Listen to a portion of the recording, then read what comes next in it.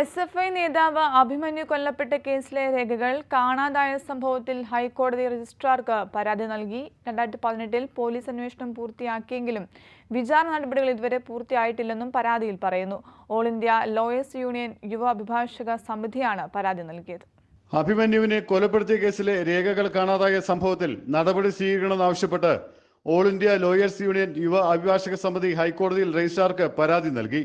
കേസിലെ രേഖകൾ കാണാതായതിൽ കുറ്റക്കാരെ കണ്ടെത്തി നടപടി സ്വീകരിക്കണം.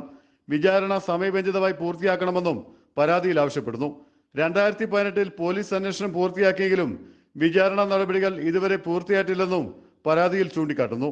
മഹാരാജാസ് കോളേജിലെ SFI പ്രവർത്തകനായിരുന്ന അഭിമന്യു 2018 ജൂലൈ 2-നാണ് കൊല്ലപ്പെടുന്നത്.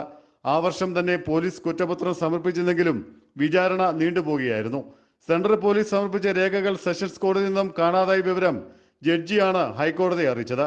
കുറ്റപത്രവും പോസ്റ്റ്മോർട്ടം റിപ്പോർട്ടും അടക്കം 11ഓളം രേഖകളാണ് കാണാതായത്.